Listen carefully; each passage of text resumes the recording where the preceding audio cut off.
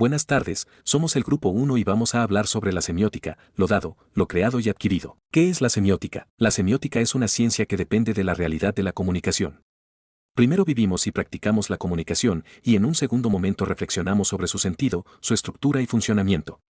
Eso es la semiótica. La teoría de los signos fue bautizada con el nombre de semiología por Saussure, quien, desde la vertiente lingüística, reivindicó el derecho a una ciencia que estudia la vida de los signos en el seno de la vida social denominada semiología.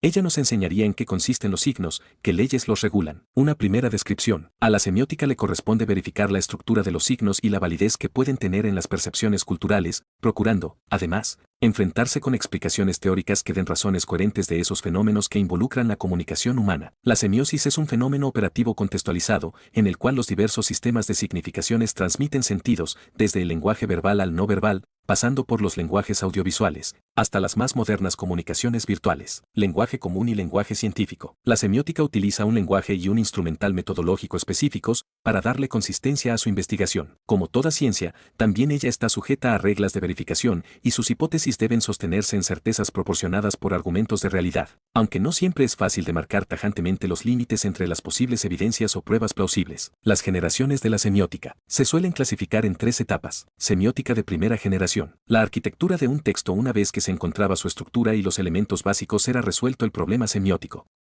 Además, se preocupa por abarcar el lenguaje verbal y las formas audiovisuales de comunicación. Semiótica de segunda generación. Postestructuralismo, cuestiona las ideas de la primera generación. La hermenéutica se divide en 3 esferas, la estética, la historia y la lingüística y la teoría del lector que afirma que el verdadero lector de un texto no es el individuo concreto, sino una instancia simbólica que se activa al interior del texto. Semiótica de tercera generación. El interaccionismo se caracteriza por la descripción de la comunicación en sus múltiples aspectos, de las formas discursivas y el análisis de los enunciados ubicados en un contexto empírico.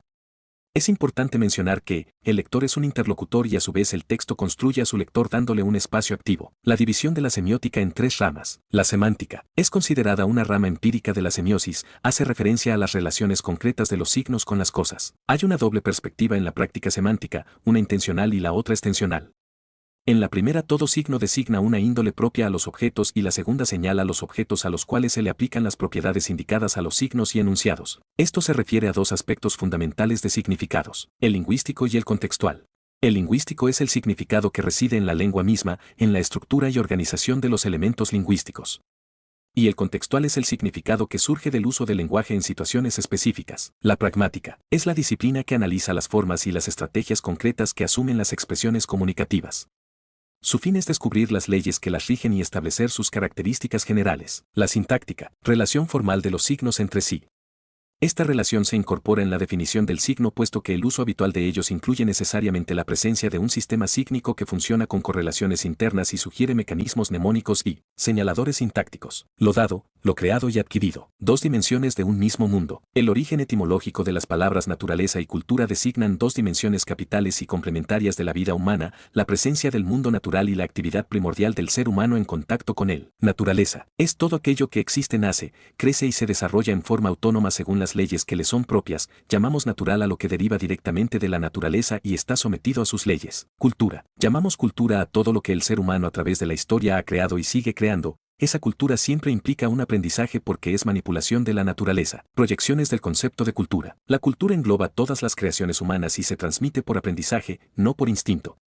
Se puede entender desde 2 perspectivas principales. 1. Como estructura y modelo, conjunto articulado de fenómenos. Se analiza para identificar modelos subyacentes. Ayuda a enfrentar la realidad y fomenta la innovación. 2. Como actividad de sentido de grupos sociales. Reconoce la cultura como parte integral de la vida social. Otorga relevancia a la cultura de los grupos subalternos y amplían el concepto de cultura, enfocándose en las prácticas culturales y luchas culturales de los grupos marginados. Juegos semióticos de los lenguajes culturales. La semiótica analiza la cultura como universos semánticos y la relación entre lenguaje y sentido. La cultura se entiende como un sistema de comunicación que produce y reproduce sentido social a través de símbolos y signos. La pragmática es crucial en la cultura y comunicación, estudiando el uso del lenguaje en contexto. Existen críticas a la cultura mediática, como la manipulación y alienación, y se buscan espacios para expresiones alternativas y comunitarias en una época de globalización.